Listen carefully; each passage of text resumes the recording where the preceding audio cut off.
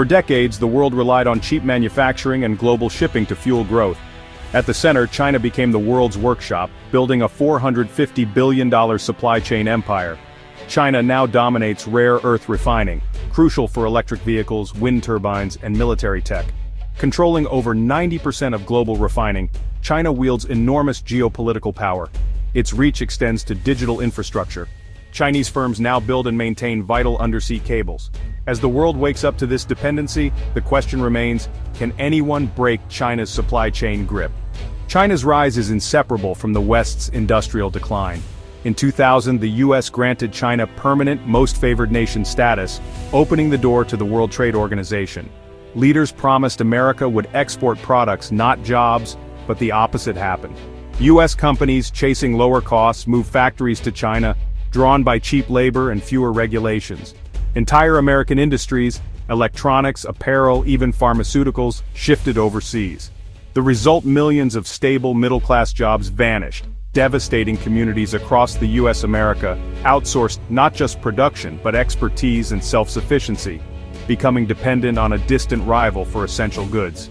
This risk went largely unnoticed until recent geopolitical tensions exposed the vulnerability. Meanwhile, China didn't just assemble products, it learned, copied, and innovated. Each new factory brought new technology and management know-how. The Chinese government pushed to move up the value chain, from simple assembly to advanced manufacturing and research. The initial outsourcing wave was just the beginning of a larger strategy. By the time the West realized what was happening, China was no longer just the world's factory, it was becoming the world's engineer and financier. This shift cemented China's control over global supply chains. The US and its allies now face the challenge of rebuilding what was lost. The question, can they catch up, or is it too late? The consequences of past decisions are now shaping the future. The world is learning that supply chains are about power, not just price. China's dominance is now an active weapon. In April 2025, Beijing responded to new US trade policies by slashing exports of key rare earth elements. Global shipments of high-performance magnets plummeted 74%, crippling Western industries overnight. Electric vehicle, wind turbine, and electronics manufacturers saw production grind to a halt. Prices for critical materials like neodymium oxide spiked 30% in days. The message was clear: China can cut off the world's supply at will. Even when restrictions eased, new rules created delays and forced US companies to seek Chinese military approval. Access to these materials became conditional, politically motivated, and unpredictable.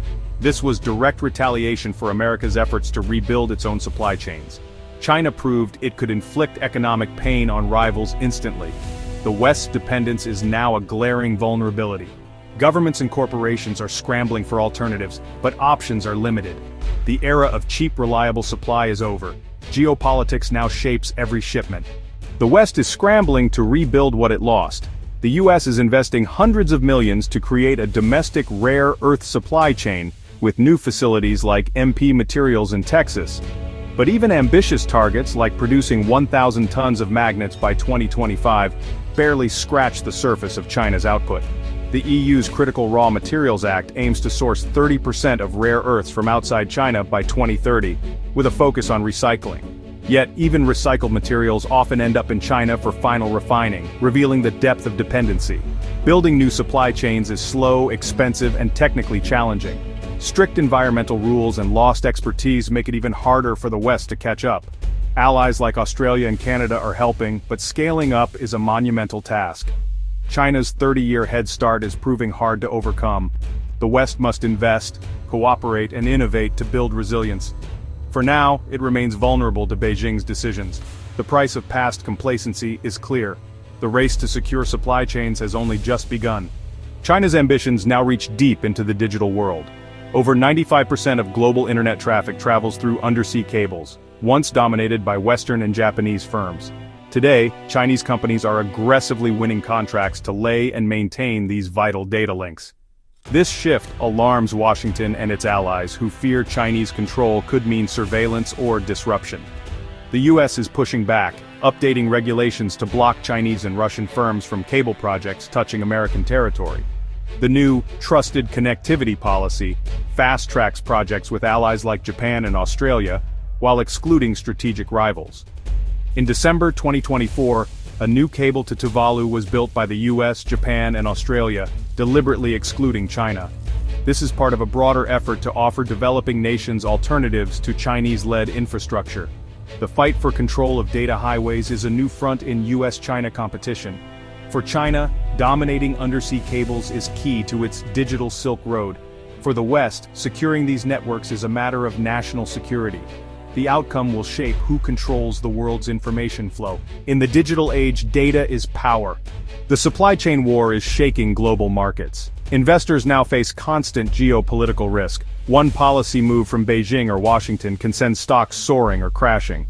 China's rare earth export bans in 2025 triggered panic, with companies like Tesla seeing wild price swings.